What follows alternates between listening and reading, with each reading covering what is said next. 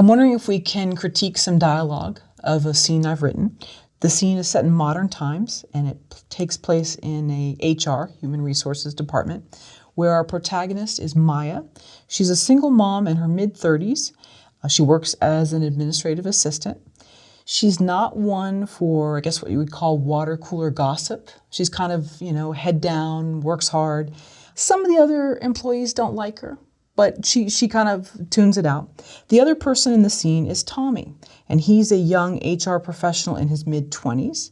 He landed the job out of college, and he's been promoted as he's a diligent worker and committed to seeing the company run smoothly. So Tommy has sent Maya an inter-office email and asked her to be at his office. He does not say why in the email. And so the scene takes place where Maya is knocking on the office door of Tommy's, which is ajar. He's at his computer, so Maya says, "Hi, Tommy," and she knocks. "Hey, Tommy." Sounded like it's cool. Yeah, sorry. Yeah, that's fine. And there's Tommy typing. I don't actually have the typing sound. "Oh, hey, Maya. Thanks for stopping by. Have a seat, please." Maya sits down in the office chair facing Tommy's desk.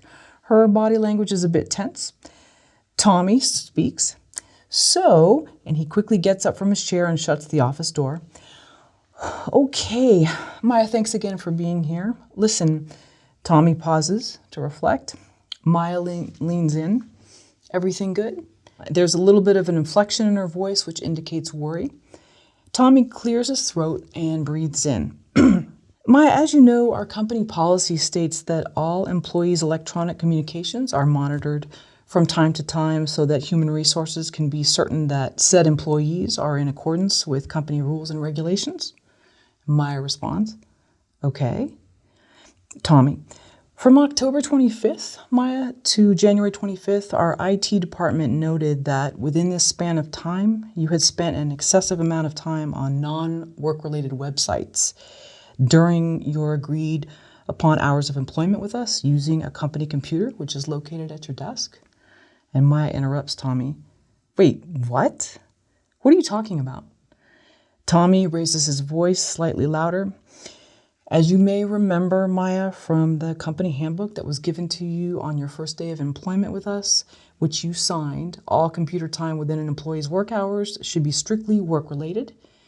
It was noted," and he pulls out his little handy-dandy pen, clicking it, "it was noted that you visited the following websites on these dates," and he turns around a piece of paper that's printed and denotes with his pen each incident.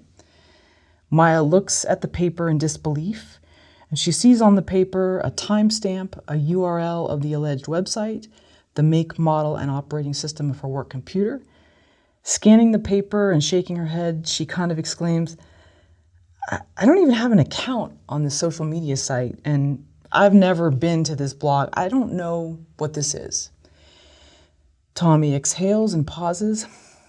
"Therefore, Maya, in violation of company policy, we're really sorry, but we're going to have to let you go." Maya responds, "Okay, wait, stop. I noticed the other day there was a login page to my computer and the username was someone else's. I don't go to these websites. I don't even go to these websites on my off hours. So what are you talking about?" Gets defensive. Tommy interrupting, "Maya, your check has been prepared. We will pay you through 5 p.m. today. We will need your access card and the key to your desk before giving you this final check. Are you able to provide these 2 items for us today?" And so that's the dialogue. You want me to work? Yeah, please. Okay, please, okay. Let's do that. Okay. Cool, by the way. Oh, thanks. Fun. Yeah. The first thing I'd say is we don't have to worry about the dialogue yet. Okay. The first thing you have to ask is, what is the scene about? Because the person who's doing all the talking is Tommy. But in fact, it seems to me like the scene is going to really be about Maya, that the point of the scene is that Maya's getting fired. The other point about the scene is that she's getting fired unfairly. So one of the most important things you have to do with each scene is say, what is this actually about dramatically? What is the center of the scene? The center of the scene is Maya's getting fired unfairly. Now, I would need to know the rest of the story to really work it, because the truth is, if Maya's getting fired unfairly and she is going to go out and get a much better job in a career that she really loves, like paragliding teacher, then this scene would, first of all, be much shorter because we don't really care why she got fired unfairly. So you'd want to just get right to it. In fact, most of the dialogue would go. But if the scene is about how she's going to now try and find out who did it, and therefore it's going to get into a thriller, we would need to get those details into the dialogue. Because right now there isn't actually enough specifics in Tommy's accusation.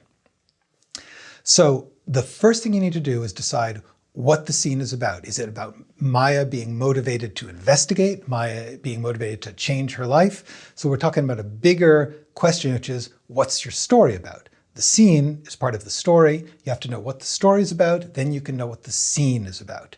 The scene is always about an action. Currently, the only person taking an action in that scene is Tommy. Maya doesn't do anything except sit down. And so one of the things I would say is, if it's Maya's story, which seems like it was from the content of the scene, you would want to give her some action. It could be begging, it could be insisting that she be given a hearing, it could be trying to explain it, it could be turning on Tommy and saying why she thinks he's really doing it. There's a lot of possible scenes which give Maya an important action. Because really what we want to know is, what's Maya going to come out of this? It could be that Maya's crushed and we're going to see her be miserable for a long time before she discovers paragliding teacher. So the dialogue, it only matters in the sense that it reflects what the character is trying to accomplish and what we are trying to tell in terms of story for the character. So that's the first thing, is dialogue comes last. The next thing about the dialogue, though, I would say is, you can be a lot shorter. When she walked in, just as a dialogue lesson, I would say, he comes in and says, Maya, sit down. And then he says, names the websites. And the type of website, the specific information would tell us a lot about what this story is about, assuming it is the investigation. Or it's just, he says, sit down, linens are us, vacations unlimited, and whatever it is, we're finding out about the person who did log in. And it's also just more interesting dialogue if he just starts reciting these weird things. Or outrageous, porn sites or whatever it is, terrorist sites. She's going to be like, I don't understand, like she is, but then she's going to say, I saw Freddie at my desk, or someone at my desk, and you know that only so-and-so has a key because they're my superior. Whatever it is, you're going to be explaining the situation that sets up the rest of the scene, and the rest of the business terminology that was in the scene should go. Unless it is possible to make it a wonderfully suspenseful scene in which Tommy is just blathering on with corporate doublespeak, and we're getting tenser and tenser trying to find out what's he getting to. But then you would build the scene a little differently. His speech would be more Tarantino-y, in which he's playing little mind games with her as he does it. So it's not impossible. It's not like there's only one way to write a scene. You can play this scene with that kind of long speech from Tommy, but then Tommy's got to have a reason that he's doing it.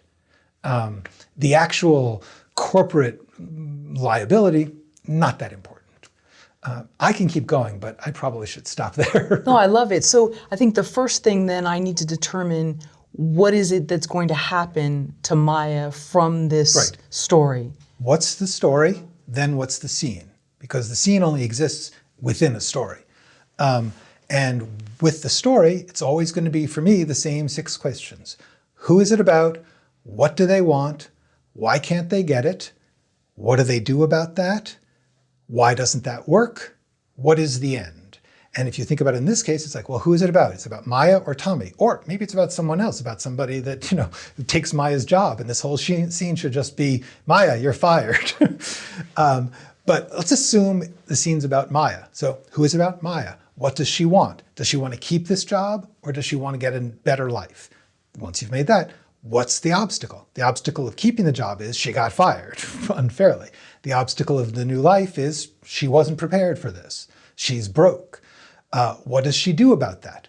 If each one, if she wants the job back, she has to find out who did this, or find out what Tommy's up to, or she would take those actions. Always asking, what is the story about? And the story is going to be about a character wanting something. And so the story is about she needs this job, she has this son, and she's kind of been left to pay a bunch of bills and money's tight for her, and she doesn't like this job, but she really needs it. That's part of the story. I guess there has to be more of what is going to happen to her life. Well, then you have to decide, in a big picture, what story do I want to tell? Do I want to tell the story of someone who takes on the corporate bad guys? Is it about someone who stumbles on a sinister plot? Is it someone, whatever kind of story you want to tell is really going to make that determination. What kind of story do you like? If you like the sinister plot story, or if you like she's going to team up with a whole bunch of other people who are unfairly fired and create their own company. There's all sorts of, it could be the start of a comedy, or it could be the start of a thriller. Right. And so with the dialogue, it should be much more to the point. Don't worry about the corporate doublespeak unless I was really going to do this crazy sort of Tarantino-esque. In theory, less is more on dialogue, but not always. Some great long scenes exist. It just had better be worth it. It better be something that is creating some set piece moment where something extraordinary is happening, not just a big turning point, but we're getting a sense of the style of these characters in this movie that's going to be all about mind games, or all about taking down Tommy because he's such an ass. Right, like Glenn Gers, Glenn Ross. Exactly. Those long scenes and shows these salesmen and kind of like what their style was and different things. Right, and so this is not that. I don't think that there's really any absolute rule like keep dialogue short, although in general, keep things short because we like to move along. But truthfully, it's more a matter of finding the model that you are trying to be like. If you're saying, yes, I want to have a really dialogue-heavy, intricate character-based drama, then keeping it short is not always to your advantage. It depends. You just have to make certain choices.